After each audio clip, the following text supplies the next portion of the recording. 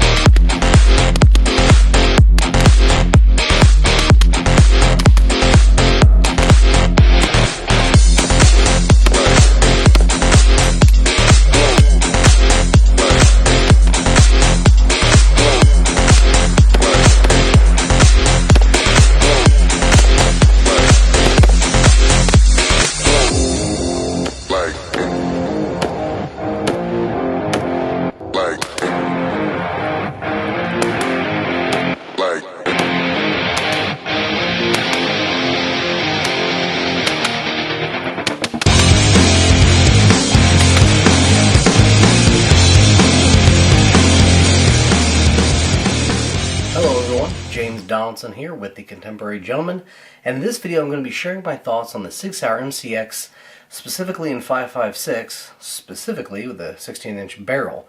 I was going to do kind of just the overall MCX in 5.56, but in continued testing and doing 11.5 versus 16-inch, I'm ready to move on from the 16-inch, and so I thought I would just kind of do its own separate video talking about the MCX in 5.56, the Virtus MCX in 5.56, and the 16-inch barrel configuration. So, I will be doing a video still on the MCX platform overall, so this video will not cover some of the stuff like cleaning, trigger, all that kind of stuff. Instead, like I said, just focusing on this platform in 5.56 and 16-inch.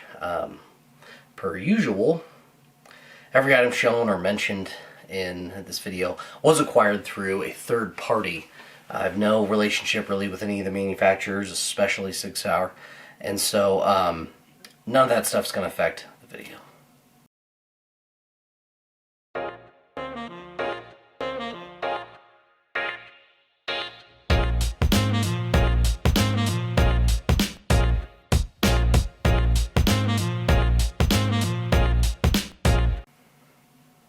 Alright, so digging right into the meat and potatoes, let's kind of revisit the overall build. Of course, I'm rolling in pictures, but we've got it here as well. I have it folded with no suppressor on because she is a long boy. She's a long boy. Anyway, so austere and remote environment is where I want it to be able to operate.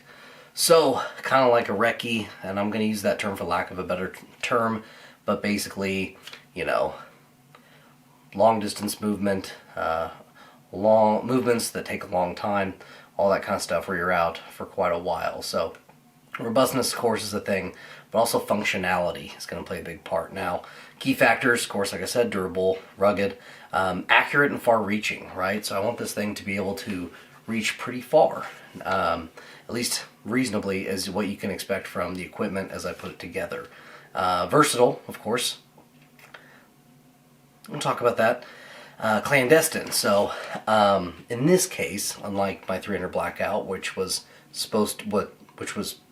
pieced together to be able to take apart easily and transport, I wanted this to kind of like be quiet. And of course, if I'd painted it, also not a lot of visual signature. Granted, as far as operation, suppressors, things like that, we'll get into it.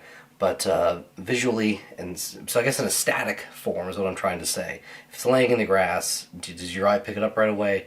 Does it take it a minute? Is it making a bunch of noise? Or is it relatively quiet? So that's what I mean by that. So, is this doable if it's my only gun? We will revisit all these things.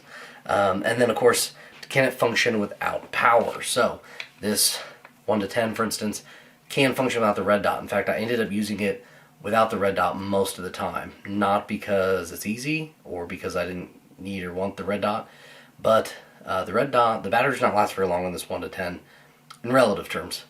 So basically I decided the red dot's there for luxury, and I should you know, try to focus without using the red center dot. Now obviously it has a red dot up here. This runs on power. Now, okay, let's say worst case scenario, end of the world, right? So that battery's going to last a really long time. So I'm going to be able to operate for more than 2 years probably with that top dot running.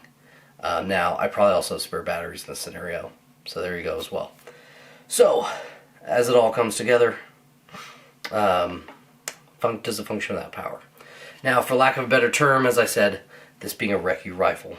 So 16-inch barrel, I guess just some things about it. One, no NFA regulations. I like that a lot. I used to kind of be a 14.5 guy, especially for only one rifle, but you're adding 1.5 inches, and you get two big benefits. There's actually a huge performance benefit increase from 14.5 to 16-inch. And on top of that, you can mess with the muzzle device, take it on, off, if you're trying out different suppressors, that kind of thing, versus pinning and welding for 14.5. So really not a 14.5 guy anymore, really 16-inch now. First and foremost, I'm an SBR guy. That's what I'm kind of learning through all of this. So, also, lighter recoil. A lot of that's due to the weight, which we'll talk about for sure. And then it's just less harsh on parts. So we'll get into being a suppressor host, but basically this was a lot more manageable as far as gas with suppressors than the short barrel. So next. Now for sight, as I said, I went with the Vortex Razor 1:10 by 24 first focal plane. Only way it comes. But I have the EBR9 reticle in MRAD. You get your choice, MRAD or MOA. In my humble limited opinion, I feel this is likely the best LPVO. And I say that, and I have not tried a 1-to-8 ATACR yet. I've also learned in this process I'm really not much of an LPVO guy, so I may never try the ATACR. But for the purposes of this rifle, LPVO was the way to go, and it was nice throwing a top dot on. I digress. The mount, Badger Condition 1, I feel that this is the best LPVO mount. And I can explain that real quick. Basically, the versatility. You can put a canted dot here, or here, or here, or here. Or you can put a top dot on, or you can do a different configuration. Basically, you can put any dot up here that you want. This is T2 specific, so it kind of keeps a lower profile. I like that. So again, the versatility of Badger, I mean, the durability, first and foremost, you know, wouldn't be useful if it wasn't durable. So it's extremely durable, but then I also just like the way it, you got these knobs here, these aggressive knobs, and the way it fits onto the Picatinny rail. So anyway, again, like that mount a lot. Going down the list here, trying to keep this part quick. As I've talked about, I have a top dot, it's T2. Also, I have it zeroed differently than the Razor. Some people say they should be zeroed the same. I wondered why. They couldn't really tell me. And so I thought, well, maybe when you're using this to line up that with the target far out, they don't line up right. That's not really the case. So this is zeroed at 36, so I never have to hold over, technically. And then this is zeroed at 100 for two reasons. One, basically, the reticle doesn't have hash marks above the center mark.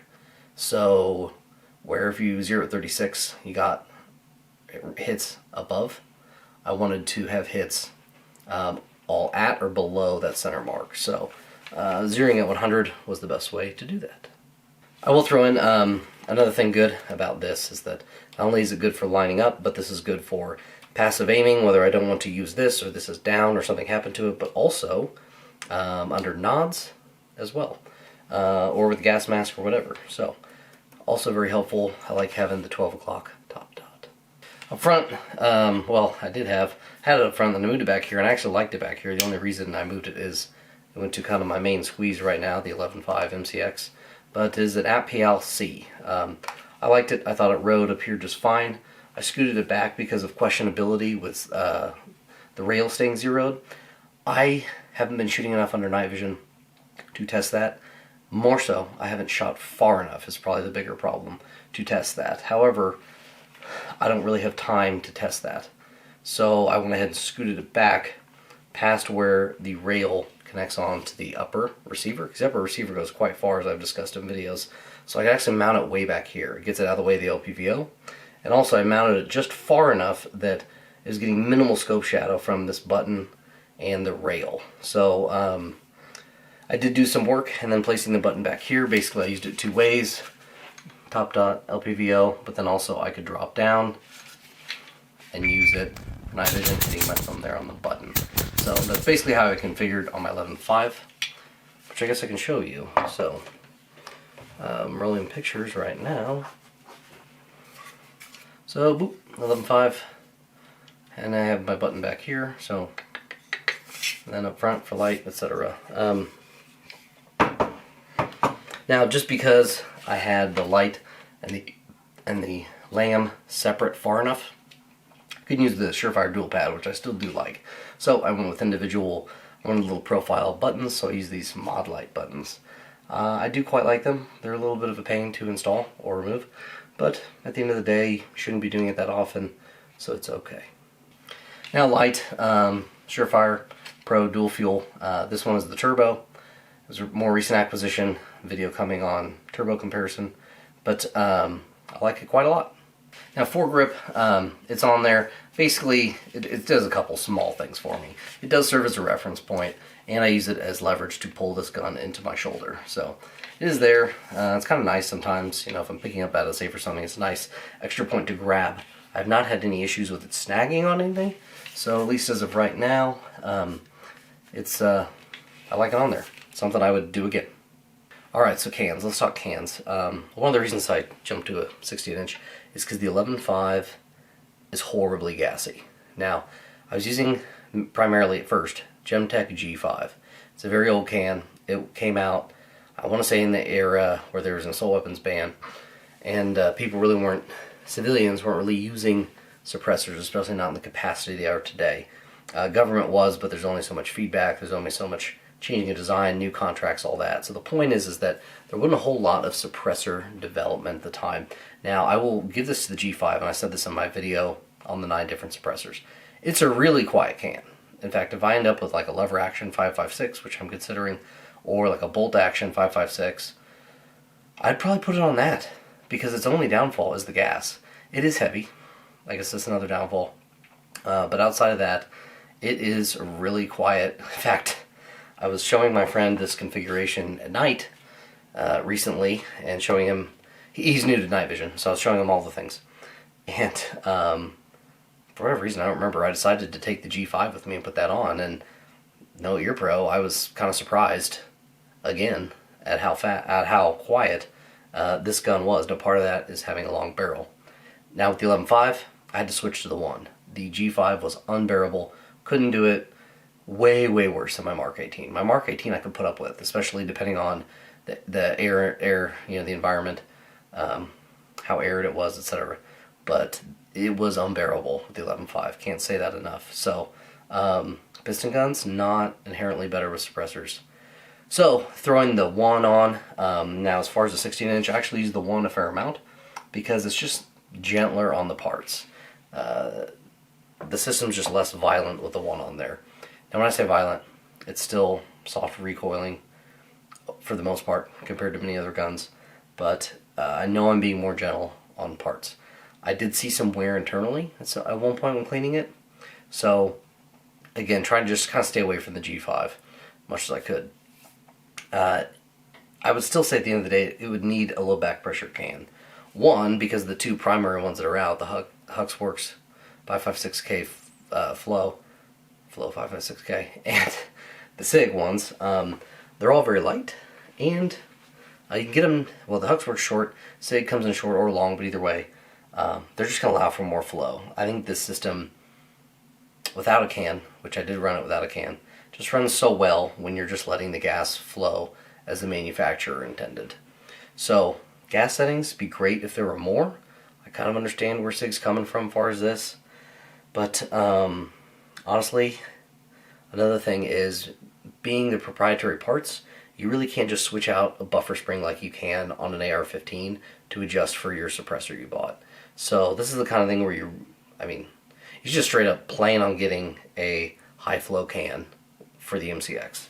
I don't want to get too much of the gas system because I'm going to do a video on it separately, but basically my one is a 30 cal can. So if you got a 30 cal can, you're probably going to want to run that on here versus not a 30 cal can, like a 5.56 dedicated. Or if you have a flow through, that's going to be great. I do have a 5.56K on its way. It won't get here by the time I'm done with this gun, because I'm done now. But it will get used on the 11.5, which obviously is going to really be the test for it. So, moving on from there. Yeah. Now stock, I have a Magpul. I did some research. They got different lengths of pulls. I like a longer length of pull, especially since it's adjustable anyway. So that's what I got. Now Sling, of course it's a blue force gear sling. I wouldn't buy anything else. Alright, so getting into caveats and variables. Accuracy. So I didn't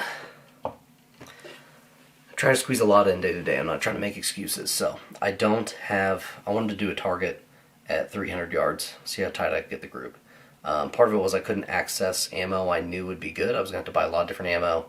I was going to make this thing take way longer. So instead what I did was I put some 75 grain pills down range at a roughly 6-inch, I don't think it's a 12-inch, I think it was a 6-inch target, both with the LPVO and the red dot, and I hit them at 300 yards. So 6-inch steel plate, 300 yards, most shots, I got it. I would say the only times I missed probably when I'm using the red dot, and I didn't quite have it where it should be. So really any missing is user error.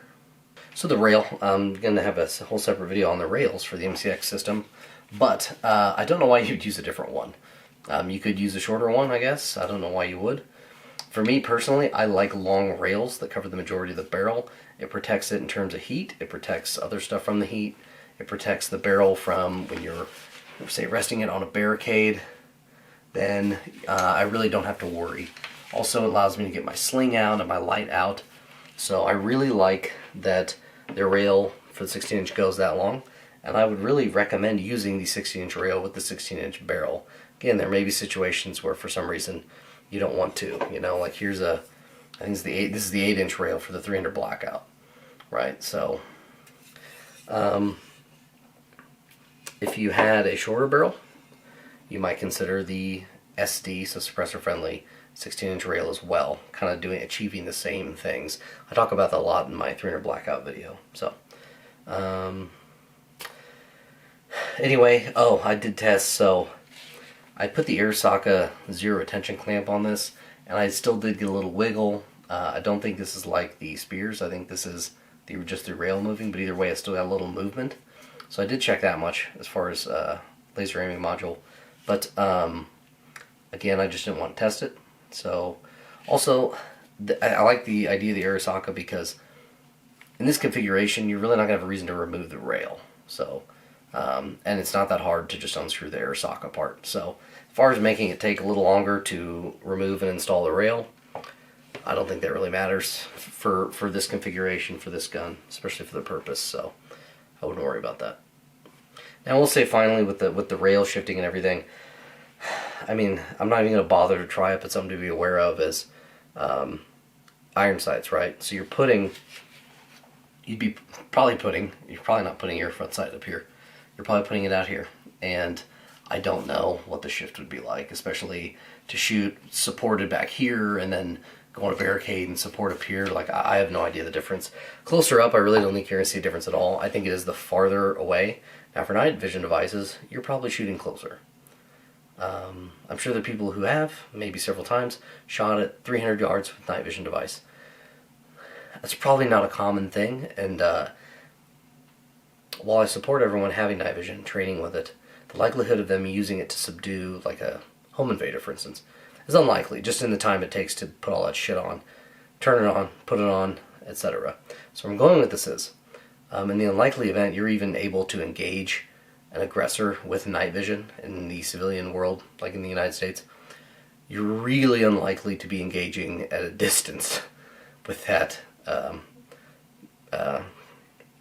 gear. So, again, not saying it Won't happen. Not saying you shouldn't practice it, but I'm just saying at the end of the day, that's not really where my focus for some of this went. So, moving on from there. So stowing the MCX, of course, to talk about like kind of stowing it in a bag in the 300 blackout video, this being a 60-inch variant, not really going to do that because you will likely lose, which I'm going to test this, but removing the rail, you'll likely lose 0, so you do need to confirm, but I'll be testing that for my overall MCX video. Anyway, so, I mean, it's really not going to get any... This gun will not get any smaller than this. Now, I had the light even further out, and that's where this feature came in handy, because even removing the can to make the gun shorter for storage, the light being pushed all the way out so that there was basically zero shadow on the suppressor, but I could not, with the stock folded out, even extended all the way in, I couldn't get it in my safe. So being able to fold the stock actually made it easy to store. You know, that's not going to be a thing for everybody, but it was actually something that came in real handy, real clutch, I think is what the kids like to say. So here we get into it, right? The weight and the balance. Okay, so weight is so much more than more weight bad, less weight good. MCX is heavy, so it's bad. That's not the case. That's not what I'm going to say here. And obviously, the weight's there for a reason, right? It wasn't poor engineering. In fact, I think this thing is extremely well engineered. Extremely well. So, let's dig into that. Basically, though the weight is my biggest complaint, it's not really so much the weight, it's the balance of it, right? So, especially given that I'm throwing shit on the end. Now, for that reason, taking that into account, I did fire it without the suppressor. The suppressors I use are upwards of 15 ounces, so I think the Gemtech one's like 17 ounces, and the G5 is, I want to say the G5 is a little more, like 18. Even though it's a half-inch shorter, it is heavier, whereas the one uses lighter materials like titanium and Inconel. Anyway, the point is that I shot it without the cans to kind of get some idea. Now, the light's not really that heavy, and you know, I could have taken it off. Clearly I didn't, but at the end of the day, it's the balance that's the problem. So the gun's going to be more weight because it's got the piston system, right? Versus a gas tube. Piston, thick, plus you kind of got more going on here than just exit and entryways for gas and normal gas block. So this gun is about 20% heavier than like a DI counterpart, which sounds like a lot. And that is a lot. Now, take that 20% of weight and put it out front. And then add your accessories, your light, your can, etc. So, definitely something to take into account. I will admit, when I use the MCX without one of my cans, as I say, it is better, right? So if you don't have a suppressor, if you live in a state where you can't have a suppressor, but somehow you can have this, it's probably not a state that's like that. But anyway, or you're waiting for, I don't know what the deal is, or you're waiting on your high flow suppressor. It's not going to be that bad. For instance, I saw an article one time comparing this to a SCAR 16. The guy had a lot of land. He wanted just a decent gun that he can take around and shoot stuff. Based on his purpose of use, I probably would recommend the SCAR over this, because the SCAR is not nearly as front heavy, especially the 16, but the 17 also. And I was trying to figure that out because I shot this and have shot a SCAR, and I've handled an M1 Garand a lot, right? Something I try to think a lot about with the setup and get my mindset set on is that harder men have fought harder wars. Harder men than me have fought harder wars than me with heavier weapons than what I fought with. So, right, like so standard Colt issue 14.5, right? Very light in the front. So I tried to kind of amp myself up and be like, okay. So, I mean, at the end of the day, it's just, it's got that weight in front, where I think like an M1 Garand, people complained about the weight at the time. Now the weight was helpful because you're shooting at a 30-06. But when they went to some of the lighter guns, like the M1 is incredibly well balanced. The M1 carbine. So shooting handling one of those, excuse me, it just swings so easily. And granted, I don't have a light up there or any of that, but it's just so light in the front. So for a gun like that, in comparison to this is just, you know, unbalanced. I'm sorry. Rambling on. Now, can the weight help or can the weight just not matter, right? I'm bitching about the weight a lot. So, bench rest shooting. I mean, this would be a great gun for that. Stows well into your car, right? Easy to fit in. Probably don't need a light on it for bench rest shooting. Good solid platform for your scope. The rail on the upper receiver extending extra far, going to give you a lot of real estate to be able to mount something however you want. Accurate, as I said. So you can remove the barrel, which actually makes deep cleaning really good.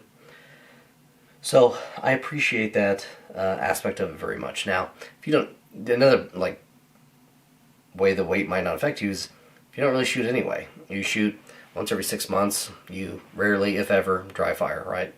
Now the weight can also help smooth out your movement to a degree, depending on who you are. If you're a big hulking guy, that out of balance feel, you may not feel it at all, or it may not impact you the same as it does me.